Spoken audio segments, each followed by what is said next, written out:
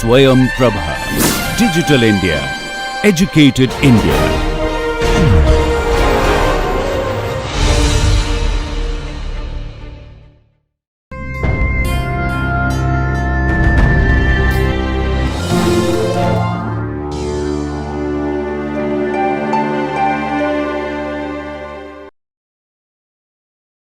Hello everyone, welcome to the course on computer-aided drug design.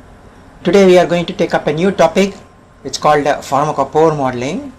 Okay, pharmacophore looks at the ligand, the structural features that are common in a set of ligands. Now what's a pharmacophore? It's a description of molecular features which are necessary for the recognition of a ligand by a macromolecule, because ultimately if you look at a ligand, it goes and binds to the active site. So there are certain features in the ligand which the active site recognizes. Okay, so the IUPAC definition is ensemble of steric and electronic features that's necessary to ensure the optimal supramolecular interaction with the target. Okay, target is your protein or enzyme, whatever it is. Okay, whereas this is the ligand.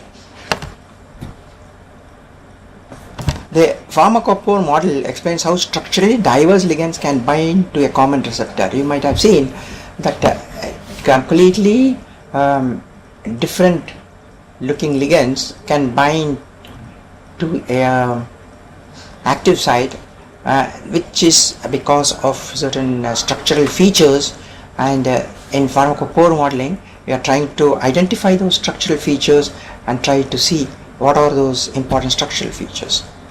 So they can be used to identify through de novo design or virtual screening novel ligands that will bind to the same receptor. So if I find out the structural features or pharmacophores of a set of molecules, I can look for similar pharmacophores in the various databases, zinc database or drug database and so on. Actually, that's the advantage of it. So what are these pharmacophore features? Hydrophobic centroids. Hydrophobic means maybe CH3, okay, C2H5 and so on. Those are hydrophobic. Aromatic rings, okay, a lot of aryl groups. Hydrogen bond acceptors or donors, okay. Acceptors means oxygen or nitrogen. Donors could be OH, NH. Cations, anions, okay. So all these are pharmacophore features which a set of molecules can have, and they all seem to bind to the same active site, and we try to identify those features. So these are the essential features of one or more molecule with the same biological activity. Then we can search a diverse set of chemical compound database for more molecules with the same features. So that's the advantage of first identifying the pharmacophores of a set of molecules and then later on identifying new compounds. Okay, let's look at some example, because an example will always help you to understand. These are selective COX-2 inhibitors. COX-2 is an enzyme and that's found in the arachidonic acid inflammation pathway.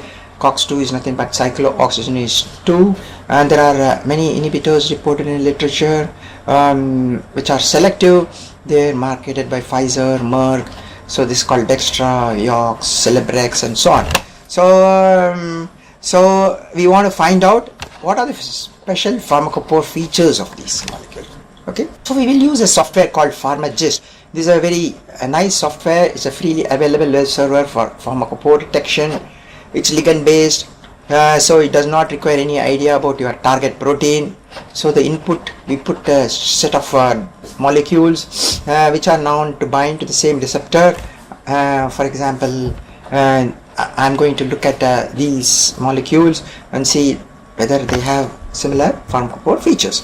Okay, later on we will use PyMole, which is a molecular visualization system. Again, this is a free software and distributed by Schrodinger. So we will be using these two softwares, okay, PharmaGist and PyMole. Okay, so how do you go about doing that? Okay, this is the PharmaGist. Okay, this is the web address, and then we'll say web server. Okay, so here we input the file. So the file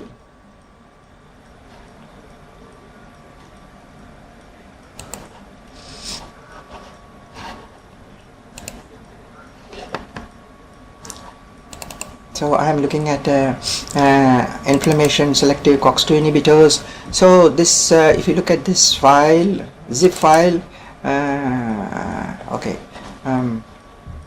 if you look at this zip file, it contains the set of molecules. Okay.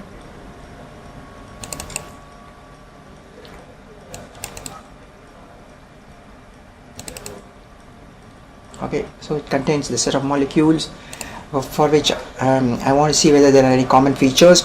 You have to give it in mol2 format. Bextra, Celebrex, this is another compound called DUP697, Ruficoxib. So I have selected these 4. See, please note, they have to be in mol2 format. So we put it into a single zip file, and then we upload the file. Okay, then you give your email ID, and the results come into your email ID. Okay, you submit, and then the results will come in the email ID. Okay, assume I have done that. So you get a output okay, like this. So Celebrex, DUP697, Ruficoxib, Bextra. So for each molecule you can see this contains an aromatic, hydrophobic, 10 hydrophobic, 1 donor, 4 acceptors, and so on. Okay, and then DUP697 has no aromatic, but it's got 11 hydrophobic. Okay, and then Bextra has 2 aromatics, then it's got 5 acceptors. So one thing we can easily see that they all have these acceptors, hydrogen bond acceptors. That means they must be having oxygen and nitrogen. Okay, the software, now 4 molecules, it aligns all the 4 and comes up with set of results. Okay, so this gives the highest score. Okay, it says 3 acceptors. So if you take all the 4 molecules and align them, it's found a 3 acceptor feature. Okay, that's the highest score. Here it aligns 3 molecules at a time. Okay, and then again you can get results. So if you are interested, you can look at them also. You can neglect one of the molecules. Okay, but assume that we take this particular system. Okay, so there are 3 hydrogen bond acceptors. Okay, so the results file coming here. So it goes into PyMol. So if you double click, I have PyMol with me. So hopefully it should give you, it should give you the PyMol. Yeah, so this will be the 3 acceptors. Okay, so I can say label atom name. See, you can see ACC, then again label atom name ACC, label atom name ACC. So it's got 3 acceptors which are common to all these 4 selective cyclooxygenase 2. Now we can also look at the distances. That command is called the wizard. If you look at wizard, measurement. Okay, measurement.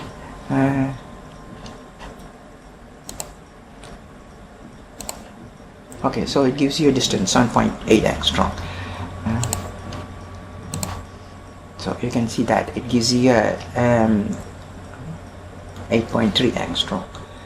So it also gives the distance between each. This is 1.3 angstrom. Okay, so this set of 4 molecules, like we have selected Bextra, Ruficoxib, Silicoxib, DUP697. They have 3 acceptors common at this particular distance. Okay, now we can superimpose the molecule on this also to see how they look like. So that command is called movie.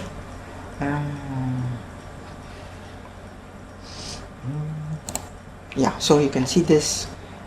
We can look at one at a time also. You can see this. So this is accepted here, accepted here, accepted here, as you can see this. So again you can see this is an accepted here, accepted here, accepted here. Okay, so you can see when you superimpose the molecules on top of that, you will see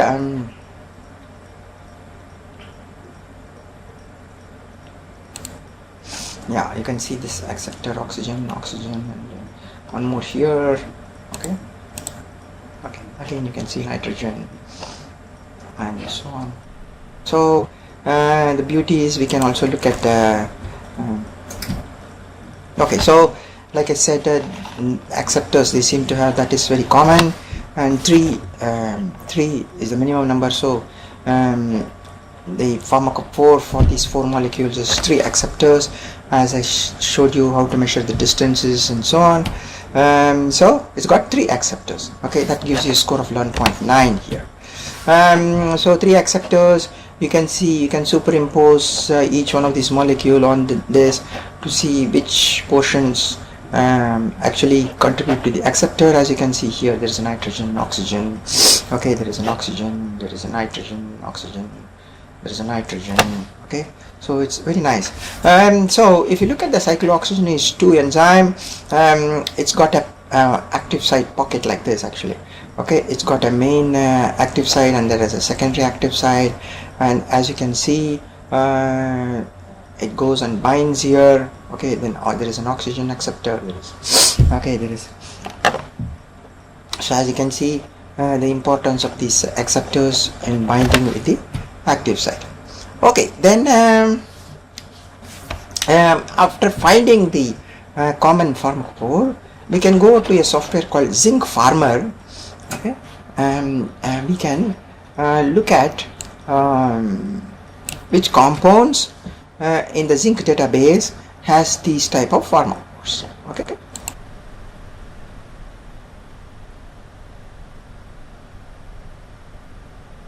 that's called Zinc Farmer. Okay, so it's zinc. Okay, now we need to load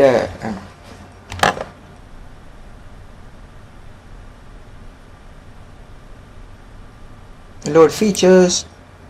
KCR, like I said, we get from the, yeah, that's the output which had come. Okay, so 3 acceptors: hydrogen bond acceptor, acceptor. So we can look at okay, so we can see this, and the hydrogen bond acceptor, hydrogen bond acceptor, hydrogen bond acceptor. Okay,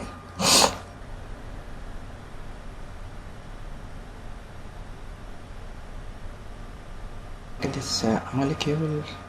Okay, so this is the acceptor, this is acceptor, this is acceptor, like I showed you here, right?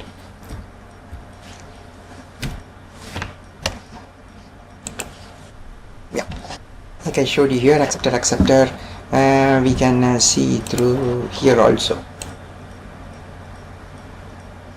Okay, now we can submit this query and try to search the zinc database for molecules which have this type of features: acceptor, acceptor at a certain distance. So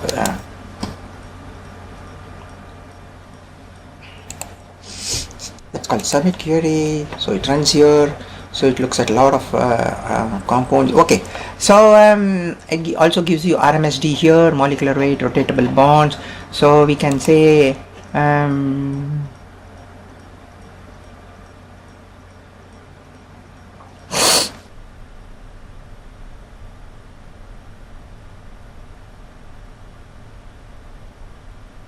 so this is the molecule which has got the lowest RMSD with this type of pharmacophore: acceptor, acceptor, acceptor at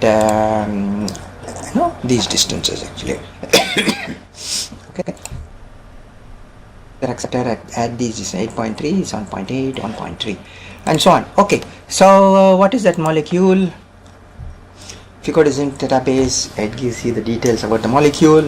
Okay, this is the molecule. Okay, this is the molecule which has that particular feature of acceptor, acceptor, acceptor. Okay, or this maybe.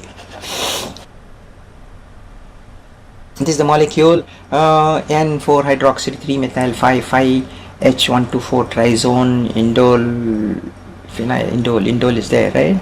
Okay, the indole group is there. So we can look at the second best molecule also from the zinc database. Okay, Okay, this is the one, and so on actually. So now there are a lot of molecules, mass is given, we can run Lipinski's rule search and find out those which satisfy Lipinski's rule. We can run blood-brain barrier rules, we can run Opera rule of 3 and so on, then shortlist some of those molecules which has got acceptable numbers. Okay, so this is the beauty of pharmacophore modeling. Basically you try to find out the structural features that are common in this set of molecules. So this is 3 and one more dupe so you run the PharmaGist, so that's a web server. It gives you output through email, and then you can view it through PyMol. So it gives you results like this. So if you take all the 4 molecules and align, you end up with the 3 acceptor, hydrogen bond acceptor feature. This is the best score, so you could consider that. Okay, so you can see this, we can get the distance is 7.8, 8.3, and about 1.3 angstroms. So those molecules, how they map onto this feature. Then we can run the zinc farmer to see whether there are any molecules in the database, zinc database, purchasable zinc database, which have this particular feature. So we can look at those molecules, test out their the drug likeness property, bioavailability properties, and then maybe select a few and then start testing for activity. So this is how you use the pharmacophore based modeling. Okay, so this is the molecule which you saw. Okay, let's look at another example. This is called angiotensin. Okay, and there are drugs which are given to prevent increased blood pressure because there is an enzyme which converts angiotensin 1 to 2. So these drugs, benzapril, captopril, enalapril, fosinopril, lisinopril, and so on, are given, which go and inhibit this enzyme, so prevents the angiotensin conversion, thereby prevent the rise in blood pressure. So we looked at 4 of these: ramipril, captopril, zofinopril, enalapril, fosinopril. Okay, these 5 molecules, and then I wanted to check out their pharmacophore features. Okay, when we do that, we find that it's got acceptors and hydrophobic features that seem to be coming. Okay, so it's got 2 hydrophobic features and 2 acceptors that seem to be coming, which is common to these molecule. Okay, we can also check it out because I had already run that. So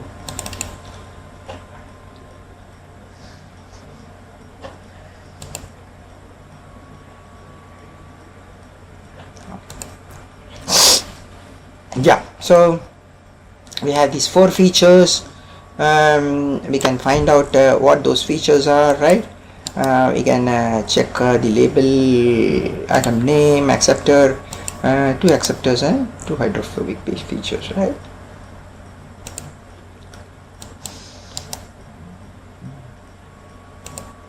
Hydrophobic.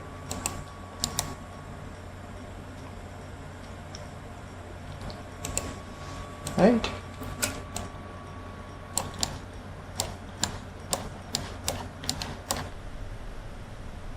Yes, so true. And we can run a movie.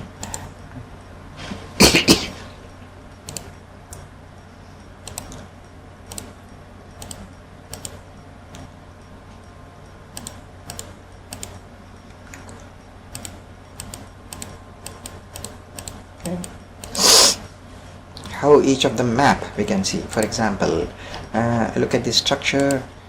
It maps with the 2 hydrophobicity points and 2 acceptor points. Okay, 2 hydrophobic and 2 acceptor points.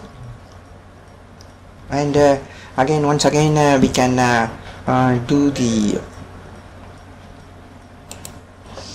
we can run the zinc farmer Load features.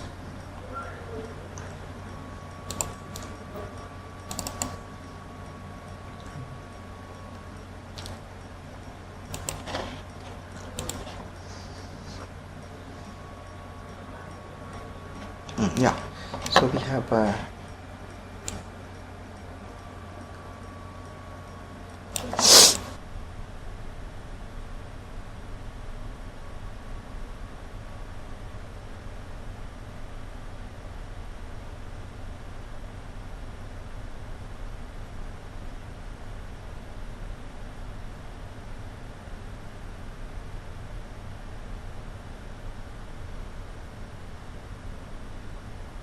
okay, so two hydrophobic okay acceptors, two acceptors and two hydrophobic features. It's shown here, you can see this. Okay. Two acceptors here and two hydrophobic. You can see here these two. We can also search the zinc database. So if needed, we can disable one of the features if you think we want to get more compounds. Otherwise, we can keep all of them for, and again we can start searching the zinc database. So it searches so many millions and then comes up with the set of compounds with different values of RMSD. So we can look at those which have very low RMSD and then see whether they satisfy the Lipinski's rule and other drug likeness property rules. Okay, so where the best molecule that came out in with the minimum RMSD is this bromopyrimidine 2 eel azipine. Okay, molecular weight and log P. Okay, it's still doing it actually because it's a okay, so it's done it. So we can look at different molecules. Even see, for example, let's look at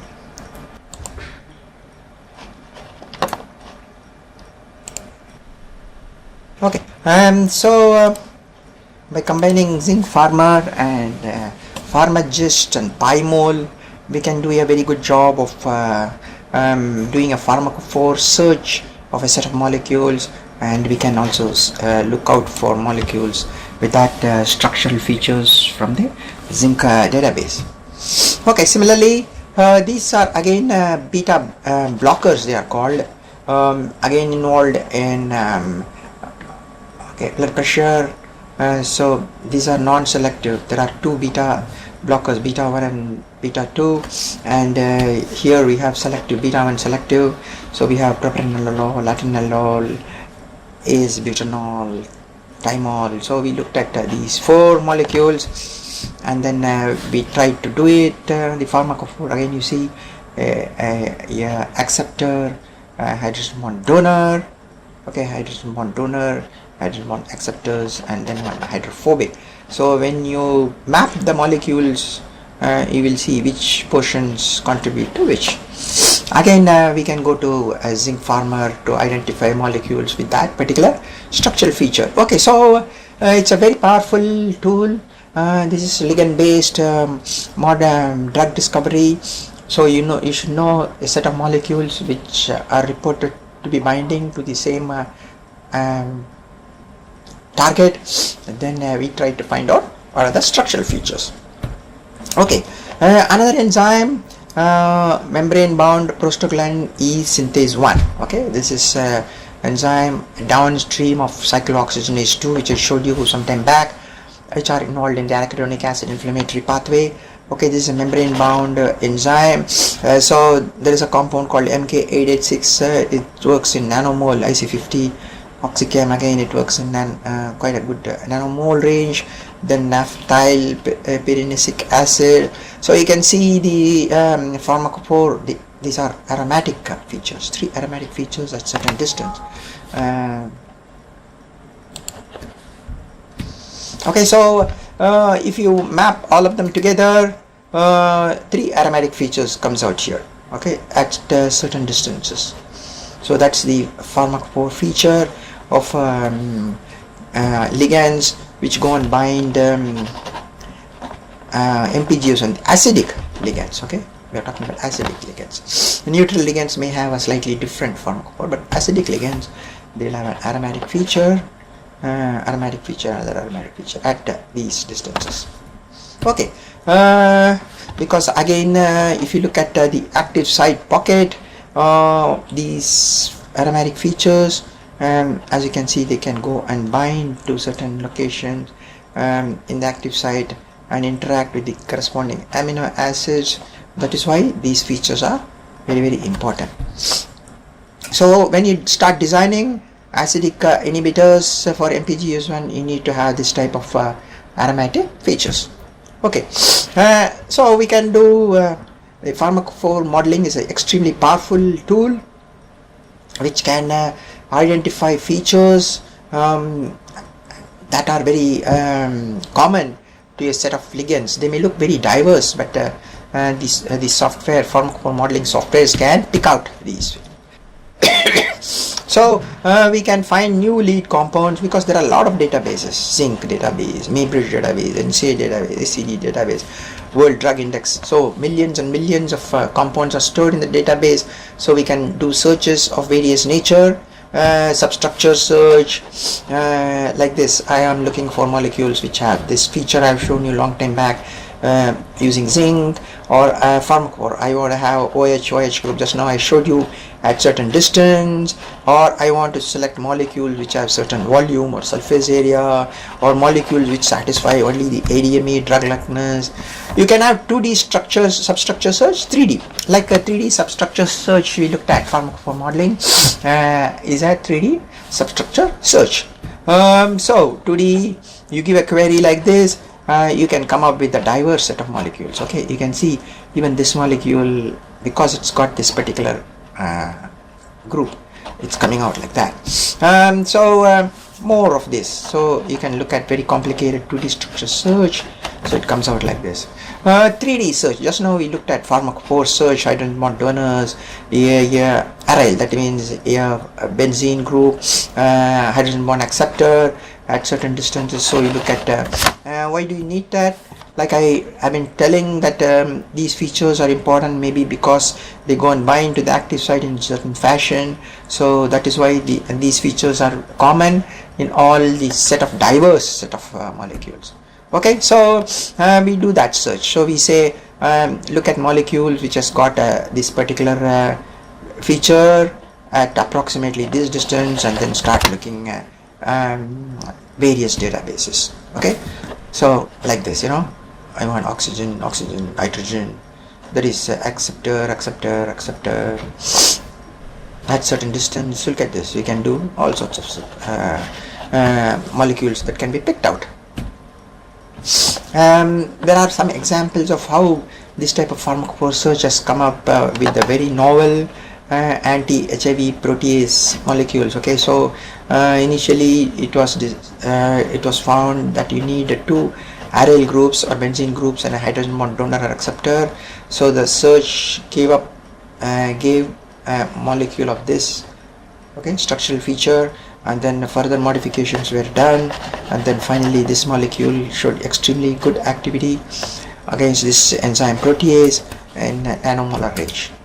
Okay, so similar property principle states that structurally similar molecules tend to have similar properties. Okay, so look at this, morphine, codeine, heroine. So they have similar looking structural features, so they have similar properties.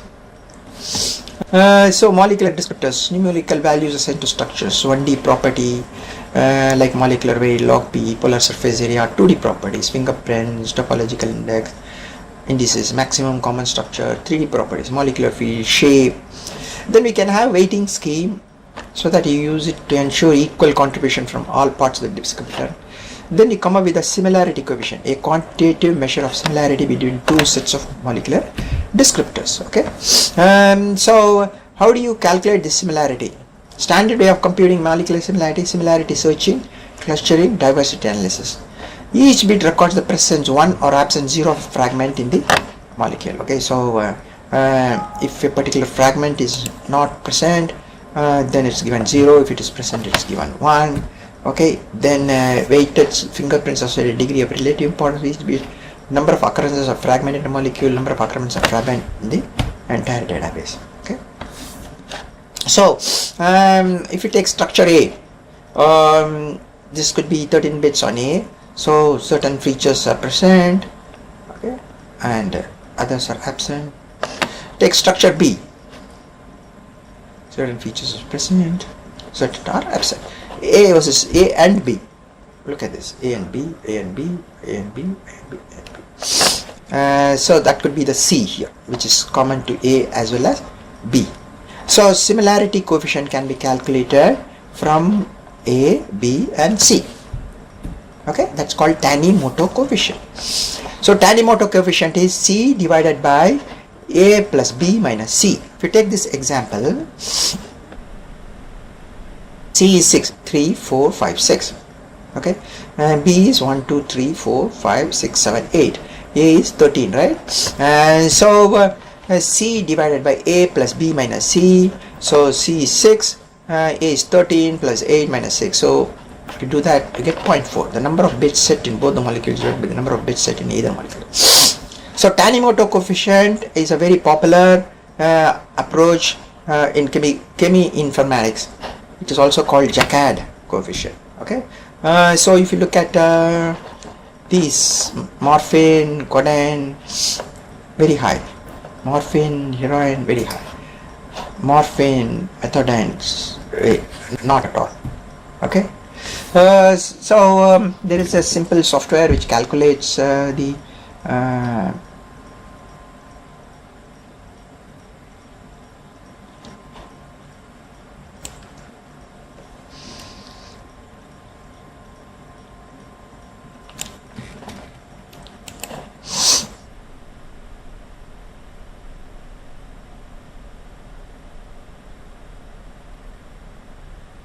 okay, so I can calculate the Jaccard or Tanimoto coefficient, and C divided by A plus B minus C.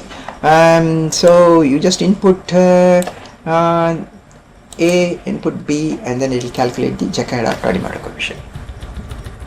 So we say A, comma B, comma C, comma F, comma G, and then we say B, comma C, comma H, comma I, comma K, comma L. Okay, calculate. So it calculates the Tanimoto coefficient of 0.22. So what are the things common here? B and C. As you can see, B and C. These are the two intersecting elements. So how does it calculate? It calculates C divided by A plus B minus C. Okay, so this is a simple software which is available on the net to calculate the Tanimoto coefficient. And also we have another software which is all in all. So this is another software. Mine is a free online surface for analyzing and questioning by structural similarities. Okay, so we can give a set of molecules, and then it calculates certain structural similarities and groups them into various groups actually. Okay, so this is also a very nice software which you guys can have a look at it. I will not spend much time. Okay, so there is another approach which is called scaffold hopping. So it requires an active molecule with either an experimentally determined or hypothetical binding conformation. So what you do is the central part of the active molecule is then replaced by a new scaffold, but retains original binding groups of the molecule, then good binding orientation. So you keep the pharmacophores, but you remove the central core and replace it with new scaffolds. So it's called scaffold hopping. So we can come up with new scaffolds, but you maintain the groups which are involved in the binding or the pharmacophores. Okay, so you can come up with maybe molecules which are very novel, so patentable opportunities are there. You may come up with molecules which may have better physicochemical properties than the original molecule, and you expect it to have the same activity because you have maintained the pharmacophore features. That's called scaffold hopping. Okay. There is another approach that's called fragment linking. Here, two fragments with known binding modes identified by high throughput X-ray or NMR methods are linked together. So you know that there are two fragments which have been known to bind.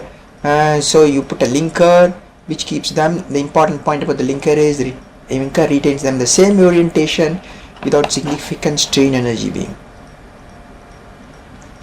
So the linker should have a low strain energy. So Cambridge Structural Database is recognized to be an important source of information for either of the scaffold hopping or fragment linking. Okay, so we can look at